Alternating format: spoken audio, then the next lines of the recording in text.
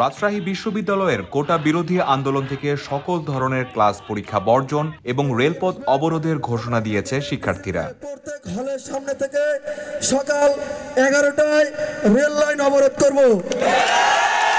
এবং rail line অবরোধ করলে আপনাদেরকে কথা দিতে হবে কেউ যেন ওখানে কোনো ধরনের বিশৃঙ্খলামূলক আচরণ না করে।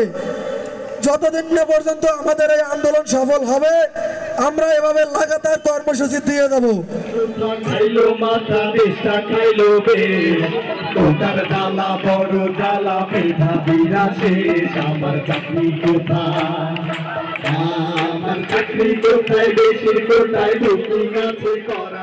শিক্ষার্থীরা বিশ্ববিদ্যালয়ের প্যারিস রোডে এক ব্যতিক্রমী প্রতিবাদ সভার আয়োজন করে। প্রতিবাদের ভাষা হিসাবে গান, কবিতা, আবৃত্তি, পুঁথিগানকে বেছে নেয়।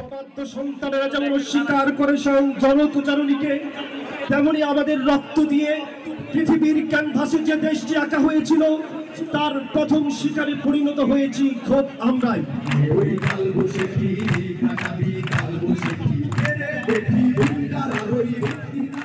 এই আয়োজনের ব্যাপারে সমন্বয়ক আমানুল্লাহ খান বলেন, প্রতিবাদের বিভিন্ন ভাষা হতে পারে। গান, কবিতা, নাচও প্রতিবাদের খুবই শক্তিশালী একটি মাধ্যম। কিন্তু আগামীকাল থেকে আবার কঠোর আন্দোলন শুরু হবে।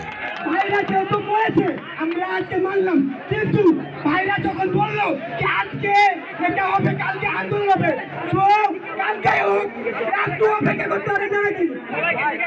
আমরা আপনাদের কথা দিচ্ছি। সাংস্কৃতিক অনুষ্ঠানের মাঝেই শিক্ষার্থীদের একাংশ আন্দোলনের এই পদ্ধতি নিয়ে দ্বিমত পোষণ করেন। এতে কিছুক্ষণের জন্য সেখানে বিশৃঙ্খলার সৃষ্টি হয়। ওই শিক্ষার্থীদের মতে এইভাবে আন্দোলন করলে দাবি আদায় সম্ভব নয়। আন্দোলন হতে হবে মহাসড়ক অবরোধ করে।